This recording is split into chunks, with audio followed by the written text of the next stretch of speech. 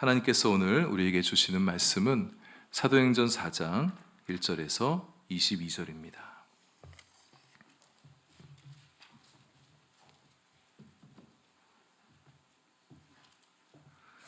사도행전 4장 1절에서 22절까지의 말씀, 우리 말씀 봉독은 13절부터 하겠습니다.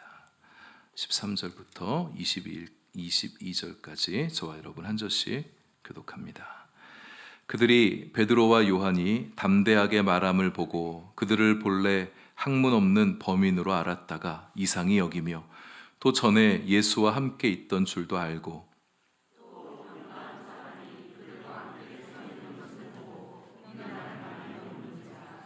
명하여 공회에서 나가라 하고 서로 의논하여 이르되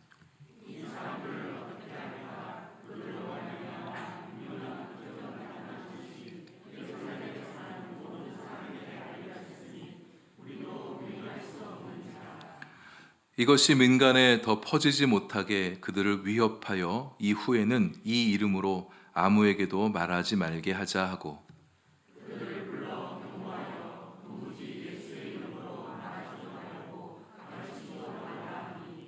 베드로와 요한이 대답하여 이르되 하나님 앞에서 너희의 말을 듣는 것이 하나님의 말씀을 듣는 것보다 옳은가 판단하라.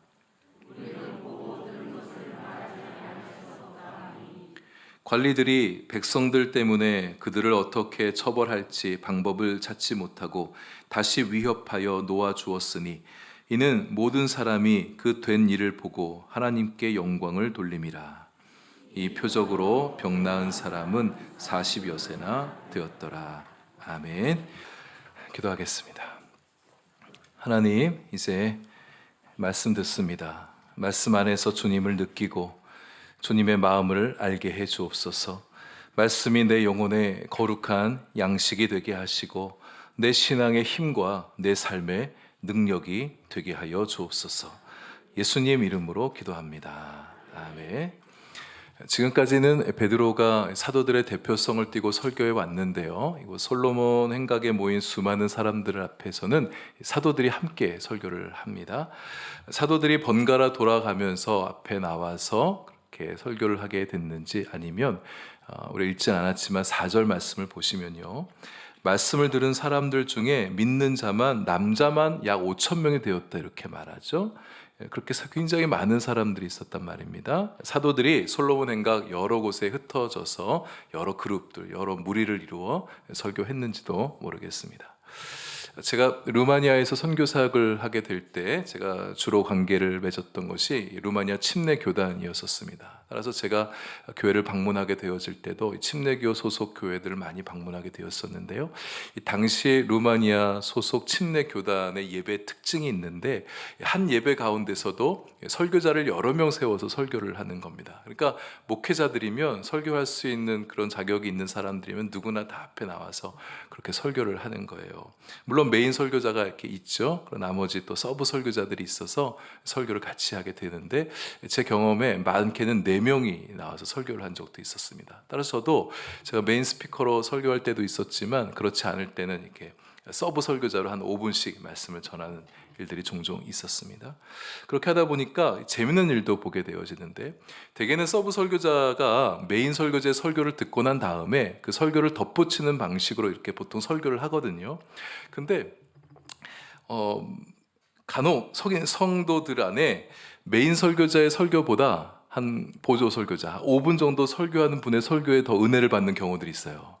메인 설교자 설교할 때는 인상 팍 찌푸리고 있다가 5분 설교한 분의 설교를 듣고 얼굴 활짝 펴지는 거예요. 그게 더 은혜로운 거죠.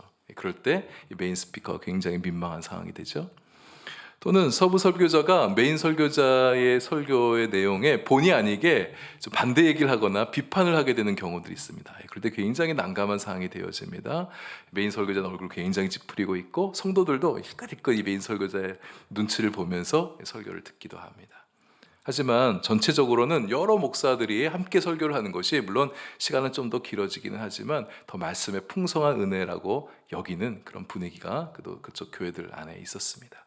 그때 경험을 바탕으로 제가 한국에 들어와서 청년 사역할 때 어느 시리즈 설교를 할 때는 설교자를 2명 또는 3명을 강단에 세워서 이렇게 말씀을 전하고 나눈 적이 있었어요. 반응이 굉장히 좋았었습니다. 또 우리 교회 한마음교회 와서도 추수감사주일 전세대 연합 예배를 드릴 때 우리 모든 목회자들이 4명이 다 나와서 돌아가면서 짧게 그렇게 설교를 한 경험도 있습니다. 솔로몬 행각에서 사도들이 번갈아 나와서 설교하던 모습을 잠시 상상해 봤습니다. 설교자들은 다양하지만 예수 그리스도의 복음 하나에 초점을 맞춰서 설교하는 그들의 모습을, 베드로 혼자만이 아닌 여러 사도들이 함께 힘을 합쳐서 설교를 하니까, 열정적으로 복음을 전하니까 그곳에 모였던 사람들이 얼마나 많은 말씀의 풍성한 은혜를 받았었을까.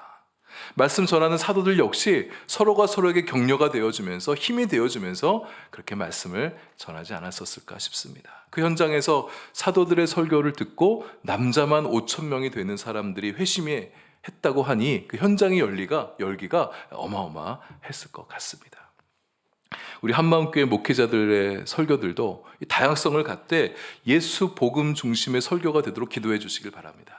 우리 목회자들이 원팀이 되어서 서로 말씀을 잘 받들어 섬기는 우리 목회자 팀들이 될 수 있도록, 설교자들이 될 수 있도록 기도해 주시면 좋겠어요. 우리 목회자들의 설교가 서로에게 힘이 되어지고 또 교회의 성도들을 일으키고 또 말씀을 힘있게 전하여서 그들에게 능력 있게 해주고 또 교회의 영적 힘이 되어주는 그런 설교를 하는 우리 목회자들 될 수 있도록 기도해 주시길 바랍니다. 목회자들의 설교를 위해서 기도하는 것은 곧 여러분들 자신을 위해서 기도하는 것이에요. 사도들이 한참 그렇게 설교하고 있는데 일군의 사람들이 들이닥쳐서 사도들의 설교를 중지시킵니다. 성전에서 행해지는 모든 예배의식을 관할하는 제사장들, 성전 내 질서와 치안을 담당하는 성전 맡은 사람, 그리고 매우 정치색이 강한 집단으로 로마 세력과 결탁을 해서 유대교 내에서 강력한 실권을 가지고 있었던 사두개파 사람들입니다. 이 몰려와서 사도들의 복음 전도를 회방하고 있는 사람들 가운데 이 사두개파 사람이 있다는 것이 좀 이색적으로 느껴지게 되는데요. 이 사람들의 종교적인 특색은 부활을 믿지 않는 사람들입니다. 그러니까 지금 사도들이 복음을 증거할 때 예수 안에 부활을 설교하고 있잖아요. 예수님이 부활하셨다, 예수님 믿는 자에게 부활이 있다, 이렇게 설교하니까 그 말을 듣는 이 사두개인들의 마음은 심히 불쾌하게 되는 거죠. 그래서 이 사도들의 전도 집회를 회방하기 위해서 온 사람들 중에 이 사두개파가 주도했는지는 정확히 모르겠지만 적어도 그들을 붙잡아서 공의의 재판에 회부하는데 큰 목소리를 냈던 사람들이 분명할 것입니다. 그들이 사도들을 싫어해서 붙잡아 구금하게 된 이유를 한 3가지 정도 생각해 볼 수가 있어요. 하나는 그들의 메시지입니다. 2절 보시면, 2절 한번 보세요. 예수 안에 죽은 자의 부활이 있다고 백성을 가르치고 전함을 싫어하여. 사도들의 부활 메시지가 부활신앙을 싫어하는, 부활신앙을 믿지 않는 이 사두개파 사람들의 신경을 곤두세우게 했을 뿐만 아니라 사실 다른 종교자들의 심기를 불편하게 한 것은 매한가지입니다. 이 사두개파 사람들을 제외한 다른 유대인들은 다 부활을 믿거든요. 만약에 사도들이 설교를 하면서 죽은 자의 부활에 대해서 설교를 했다면 이들이 아무런 문제를 삼지 않았을 수 있어요. 근데 예수 안에 부활이 있다고, 예수님 안에만 부활이 있다고 그렇게 설교하니까 이 유대인들이 일어서게 된 것입니다. 종교 지도자들 입장에서는 사도들이 잘못된 가르침을 유포하고 있는 것이라 그렇게 여겨지겠죠. 그러나 여러분, 예수 안에 부활이 있는데, 이제 예수님 오신 이후로는 예수님 안에만 부활이 있는데 어찌 우리가 그것이 아니라고 말할 수 있겠습니까? 여러분, 우리도 장차 부활할 날이 오겠죠. 우리가 부활하게 되는 것은 우리가 예수님 안에 있기 때문에 부활하게 되는 거예요. 2번째 이유는 유대 지도자들 자신들의 지위와 권위가 약해질 것에 대한 두려움 때문입니다. 성전을 찾는 수많은 사람들의 이목이 지금 사도들에게 집중되어 있죠. 이 사도들 기적도 행했단 말입니다. 예수 이름의 권세로 기적을 행하고 능력을 베풀었어요. 그럼 사람들의 관심이 이제 예수님에게로, 이 사도들에게 모아지지 않겠습니까? 그러면 이 예수를 따르는 사람들의 세력은 상대적으로 강해지게 될 것이고, 그러면 자기들, 제사장들, 종교 지도자들의 권위와 영향력은 점차 약해져 갈 수가 있는 거죠. 시기심 때문에, 자신들이 갖고 있는 기득권을 잃고 싶지 않은 마음 때문에 이렇게 나서게 된 것이라 볼 수 있죠. 어떤 교회에 보면 또 성도님들 중에 다른 성도, 자기가 아닌 다른 성도들이 막 공동체에 관심을 갖게 되어지고 봉사도 열심히 막 하면서 또 신앙의 두각을 막 나타내는 어떤 분이 있게 되어지면 막 시샘하고 질투하고 그 사람을 좋아하는 사람들이 많아지는 것만큼 자신의 입지가 약해지는 것 때문에 불쾌해하는 사람이 있습니다. 그래서 작은 꼬투리 잡아서 문제를 삼고 사람들이 그 사람에서 막 좋게 얘기하면 당신이 몰라서 그래. 그 사람 이런 거 잘못한 거 있어. 막 이렇게 험담하기도 하는 거죠. 우리 교회는 이런 분들 한 분도 없기를 바랍니다. 어떤 후배가 막 치고 올라오게 되어지면 잘한다 격려해 주면서 우리 교회 공동체에 또 이렇게 헌신하는 귀한 사람이 나타난 것으로 인해서 박수 쳐주고 격려하고 뭐 좀 잘못한 것이 있어도 좀 덮어주고 또 잘 성장하고 발전할 수 있도록 기도해 주는 우리 성도님들, 우리 선배들 되어 주시길 바랍니다.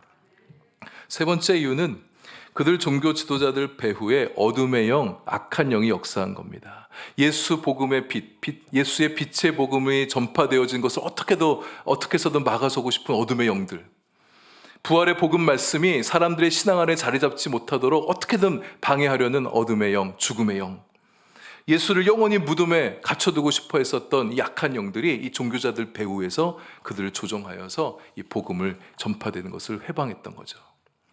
어둠의 영은 지금도 복음이 전파되는 것을 방해합니다.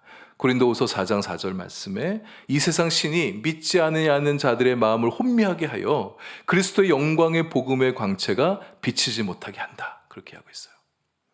에베소서 6장 12절의 말씀에 우리의 싸움은 혈과 육을 상대하는 것이 아니라 하늘에 있는 악한 영들, 어둠의 세상 주관자들과 대적하는 것이라 그렇게 말씀하셨어요. 그래서 여러분, 우리가 누군가에게 복음을 열심히 전하는데 그 사람이 마음을 탕치 열지를 않는 거예요. 복음을 전하는 우리를 힘들게 하고 우리 마음을 속상하게 만들고 괴롭히기도 하는 겁니다.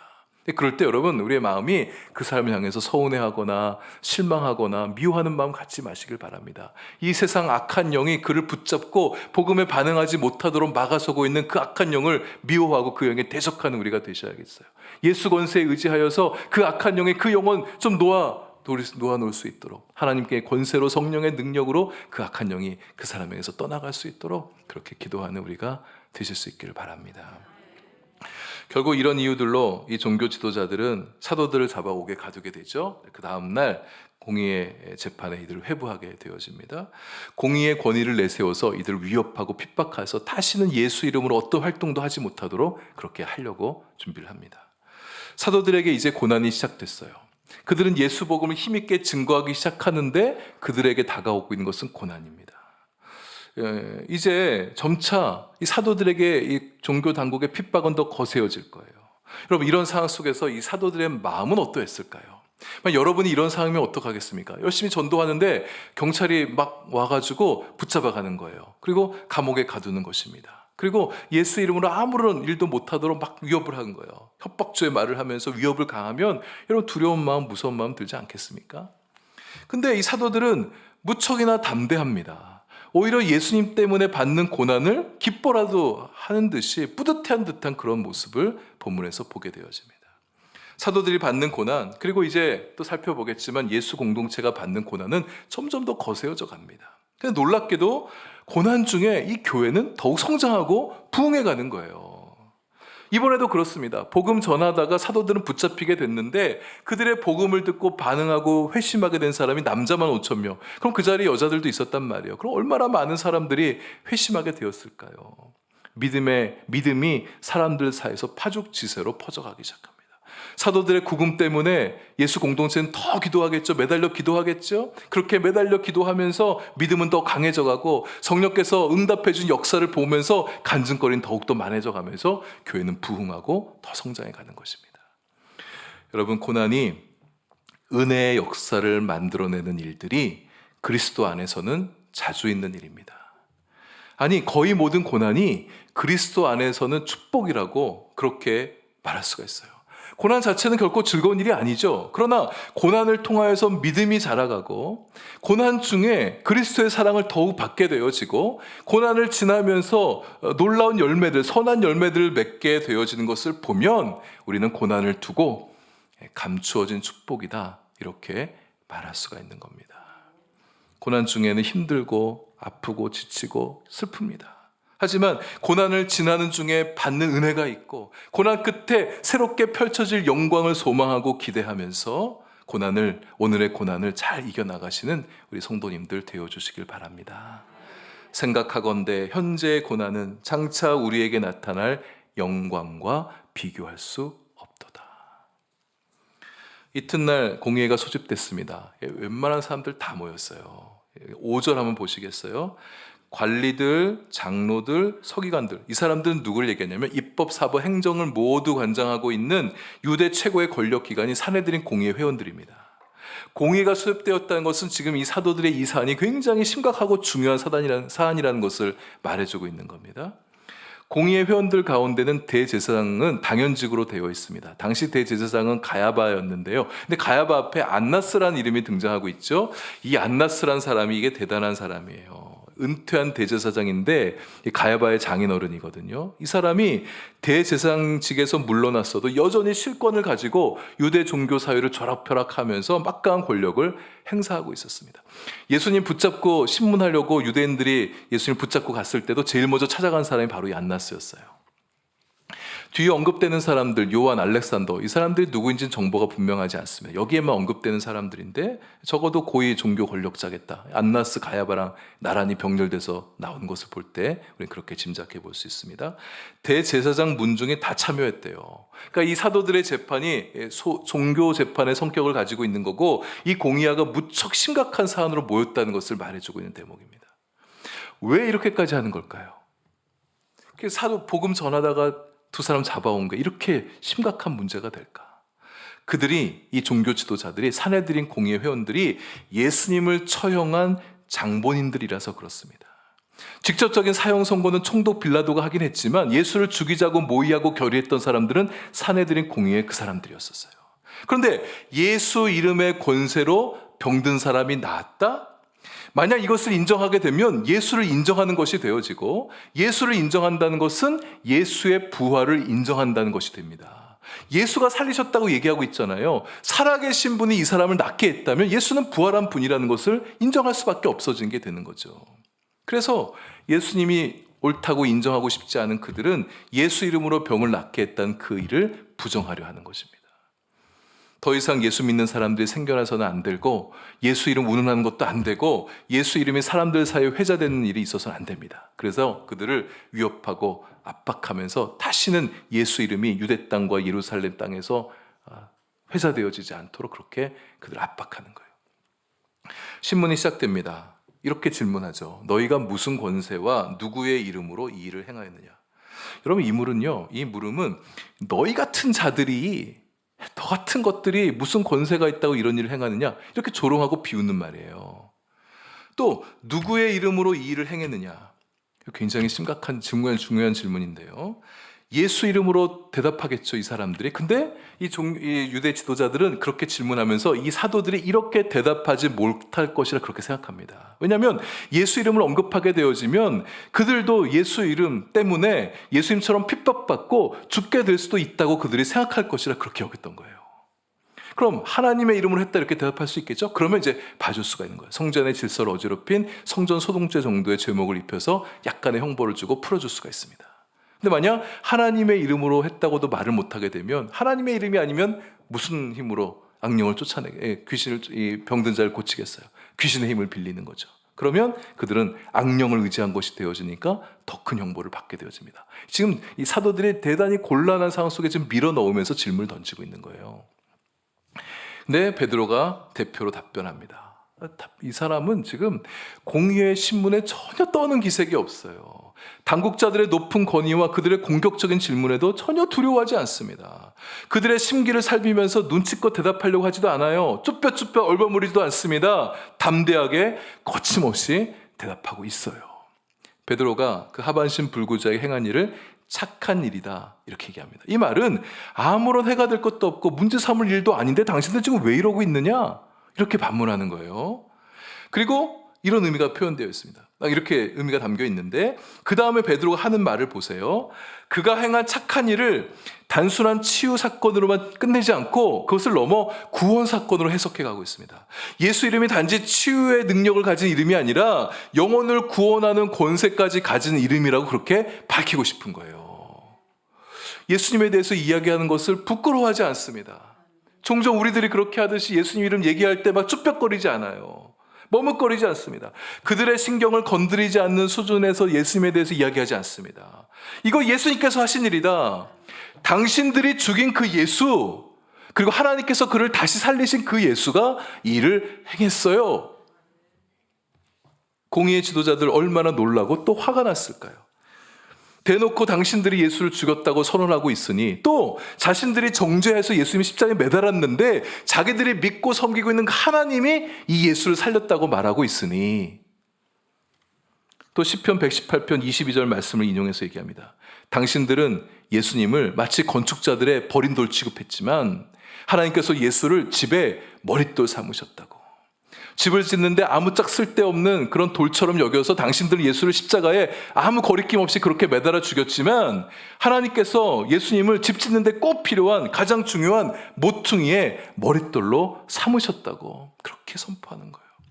모퉁이의 머릿돌이 하나밖에 없는 가장 중요한 돌이듯이 예수 그리스도가 바로 하나님께서 이 땅에 보내신 유일한 구원자, 세상을 구원할 단 하나의 이름이라고 그렇게 담대하게 선포하고 있습니다. 매우 중요한 선언이죠. 12절 말씀. 다른 이로서는 구원을 얻을 수 없나니 천하 사람들 중에 구원을 받을 만한 다른 이름을 우리에게 주신 일이 없느니라. 만약 제가 일타 강사라도 되어진다면 다들 펜 드세요. 현관 펜 들고 쫙 밑줄 긋고 별 5개 하시고 이 정도 말씀 암송해 주셔야 됩니다. 뭐 이렇게 말할 것 같아요. 우리 예수님이 구원의 이름이십니다. 예수님 외에 다른 구원의 길은 없습니다. 세상 사람들은요, 예수님을 믿지 않으면 이 사도행전 4장 12절 같은 말씀은 굉장히 불편한 말씀이에요. 싫은 말씀일 수 있어요. 왜 예수에게만 구원이 있다고 주장하느냐? 다른 종교에도 구원이 있는데 구원에 이를 수 있지 않냐? 산에 정상에 오를 수 있는 길은 여러 가지인데 왜 니네 기독교는 단 하나의 길밖에 없다고 그렇게 주장하는 거냐? 너네들 사랑의 종교라며 왜 그렇게 독선적이냐? 여러분, 우리 그리스도인들은 독선적이서는 안 됩니다. 사랑해야 되고요, 포용해야 되고 관용하셔야 됩니다. 하지만 진리에 있어서만큼은 독선적이라고 비난받아도 어쩔 수가 없습니다. 하나님께서 예수 그리스도만을 통해서 구원의 길을 열어놓으셨다고 말씀하고 계시는데 우리가 어찌 구원에 이를 수 있는 다른 길이 있다고 그렇게 말할 수 있겠나요? 예수님도 친히 말씀하셨습니다. 요한복음 14장 6절에서 내가 곧 길이요 진리요 생명이니 나로 말미암지 않고는 아버지께로 올 자가 없느니라. 예수님께서 여러 길들 가운데 하나의 길이 아니라 유일한 길이라고, 구원을 얻게 하는 여러 진리 가운데 하나의 진리가 아니라 그 진리라고, 구원을 주는 여러 생명 가운데 하나의 생명이 아니라 단 하나의 유일한 생명이라고 그렇게 친히 말씀하셨습니다. 우리 예수님만을 우리의 구원자로 믿으십시다. 이 믿음에 우리의 구원이 있어요. 이 믿음이 장차 우리로 하여금 예수님을 만나게 할 것입니다. 이 믿음이 장차 우리로 하여금 영원한 그 나라에 들어가게 해줄 거예요. 종교 지도자들은 베드로와 요한의 답변이나 무척이나 놀랍니다. 어느 중간에 요한도 이렇게 답변에 참여하게 됐는지 모르겠는데, 배운 것 별로 없는 사람들이라 봤는데 무척 유창하고 확신에 찬 언변에 그들이 놀라게 돼요. 말문이 딱 막히게 돼요. 여러분, 아무리 똑똑한 사람도, 공부 많이 한 사람도 사람들 많은 자리에 이렇게 서게 되어지면, 또 공회 같은 데 앞에 서게 되어지면 긴장하고 떨려서 말 잘못 못하게 될 수 있어요. 근데 이 평범한 사람들이, 갈릴리 촌뜨기 사람들이 이렇게 담대하게 말을 하는 거예요. 이렇게 말하면 뭐 놀라는 거예요.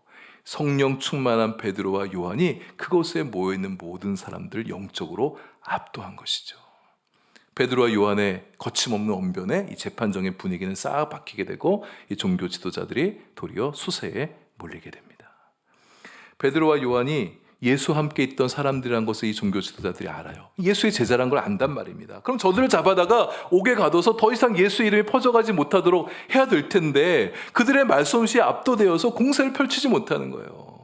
또 병 나은 사람이 딱 그들 옆에 있는 겁니다. 나 보라고, 내가 저 사람들에 의해서 병이 이렇게 낫게 됐다, 그렇게 내가 증인이라고 이렇게 딱 서 있으니 더 이상 힐난한 말을 찾지 못하고 있습니다. 그 사도들이 그래서 사도들을 내보내고 자기들끼리 의논을 하죠. 즉결 심판에 넘기기에는 명분이 없어요. 어떻게 할까 하다가 기적이 일어난 것도 사실이고 또 백성들의 지지를 막 이렇게 받고 있으니 저 사람들을 위협해서 내쫓고 다시는 예수 이름으로 아무런 말도 가르치도 못하게 그렇게 위협하자, 그렇게 말하고 내보내자, 이렇게 결의를 하고 보내려고 합니다. 그러면 여러분 일반 사람들 같으면 네 알겠습니다 하고 이렇게 재판정을 나오게 된다든지, 아니면 마음이 들지 않아도 속으로만 막 이렇게 투덜투덜 댈 수 있고 막 기분 나쁜 말을 할 수 있을지 몰라도 겉으로 표현하기는 참 어려울 거예요. 형벌 받지 않게 되고 고개 갇히지 않게 된 것만으로도 감사하다 이러면서 나오지 않을까요? 근데 이 말을 들은 베드로와 요한은 그냥 조용히 퇴정하지 않아요. 19절과 20절이 그들의 답변입니다. 수위가 너무 높아요. 목숨이 날아갈 수 있을 만한 그런 답변을 하는 겁니다. 아랑곳하지 않아요. 하나님 앞에서 너희 말 듣는 것이 하나님 말씀 듣는 것보다 옳은가 판단하라. 더 이상 예수 이름 들먹이지 말라고 판단 내려서 명령하고 있는 그 사람들 앞에 야 너희들이나 제대로 판단해라. 하나님 말씀 듣는 게 옳은 일이라고, 하나님이 버젓이 살아계시는데, 하나님 보고 계시는데 내가 어찌 진리의 말씀을 알고 있는데 그것을 말하지 않을 수 있으며 어찌 하나님 말씀을 저버리고 당신들의 말을 들을 수 있겠습니까? 보고 들은 것을 말하지 않을 수 없다고 말합니다. 본 것이 있는데 안 본 것처럼 할 수가 없는 거예요. 들은 것이 있는데 못 들은 척 할 수가 없는 거예요. 본 사람은 본 것을 말하고 들은 사람은 들은 것을 말하죠. 보고 들은 것이 있기 때문에 이렇게 담대한 것입니다. 꼴이 우습게 됐습니다. 화는 무척이나 나지만 재판정에 모인 그 사람들 때문에 이러지도 못하고 어쩌지도 못하고 단지 위협하는 것 외에는 다른 방법이 없는 거예요. 그 법정 안에서 일어난 일들을 보고 사람들이 하나님께 영광을 돌리죠. 사도들의 승리, 예수 이름의 승리입니다. 우리도 베드로와 요한처럼 담대하기를 원합니다. 어떻게 우리가 그들처럼 담대해질 수 있을까? 한 세 가지를 나누면서 오늘 말씀을 맺으려고 합니다. 먼저는 그들의 담대함은 자신들이 보고 들은 것에 대한 확신 때문에였습니다. 예수 공생의 기간에 그들은 예수님 계속 따라다녔어요. 예수님 행하셨던 기적과 능력들을 봤습니다. 예수님 십자가에 달리신 것도 봤어요. 부활하신 것도 봤어요. 승천하신 것도 봤어요. 그들의 눈에는 예수 그리스도가 지금 하나님 보좌 우편에 앉아 계신 것이 그들의 눈에 보이는 거예요. 살아계신 예수님이 자기를 보고 계시다고 여기게 되니, 살아계신 주님이 자기들을 보고 있으니 그들은 담대할 수 있었던 겁니다. 또 하나님으로부터 예수님이 구원자시라고, 하나님의 아들이시라고, 메시아란 말을 그들은 들었습니다. 예수님께서 나의 증인이 되어 살아달라고 유언하신 말씀도 그들이 들었어요. 그들은 들었으니까 순종하는 겁니다. 우리도 보고 듣게 되면 담대해집니다. 책 많이 보면서 세상 지식들 많이 보고 알게 되어지면서 그게 담대해지는 게 아니라 예수님을 보는 사람이 담대해지는 거예요. 하나님 말씀을 많이 듣는 사람이 담대해지는 겁니다. 여러분, 우리가 영안을 열어서 예수 그리스도를 보게 되기 원합니다. 살아계신 주님께서 지금도 살아계셔서 이 땅을 다스리고 계신 것을 보게 되기 원합니다. 성령께서 이 땅 위에서 성령의 역사를 펼쳐내가시는 것들을 우리 눈을 들어서 우리의 영안을 열어서 보게 될 수 있기를 바랍니다. 주님 말씀 많이 들으셔야 됩니다. 말씀 많이 들어야 믿음이 강해지고 우리의 마음이 강해지게 되고 영적 담력도 커져가게 되어집니다. 또한 그들의 담대함은 하나님의 권세를 가장 두려워하는 데서 오는 담대함이었어요. 하나님 앞에서 그들은 사람의 말을 들을 수가 없는 거예요.